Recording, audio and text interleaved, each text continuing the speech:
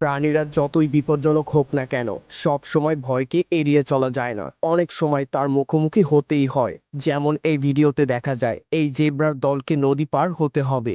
সামনে রয়েছে প্রবল স্রোত, আর নদীর ভেতরে লুকিয়ে আছে ক্ষুধার্ত কিছু কুমির। কিন্তু তাদের কাছে নদী পার হওয়া ছাড়া আর কোনো উপায় নেই। কুমিরগুলোকে ঘুমিয়ে থাকতে দেখে একে একে সব জেব্রা নদীতে নামতে শুরু করে। কিন্তু হঠাৎ একটি কুমির জেগে উঠে জেব্রার উপর আক্রমণ করে। কুমিরের আক্রমণ থেকে বাঁচা মোটেও সহজ নয়, তবু জেব্রাটি ভয় না পেয়ে বুদ্ধি খাটায়। সে কুমিরের পিঠের ওপর পা রেখে কোনোভাবে নিজেকে মুক্ত করে এবং শেষ পর্যন্ত নিরাপদে নদী পার হয়ে যায়।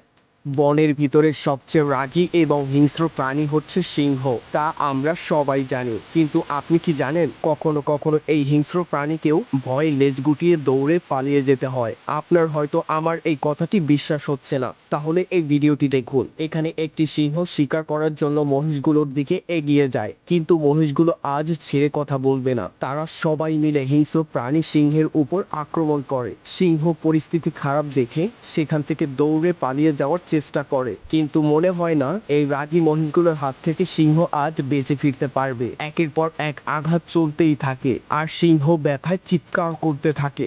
আজ বনের রাজা সিংহর শিকার করতে এসে নিজেই শিকারে পরিণত হয়ে গেল।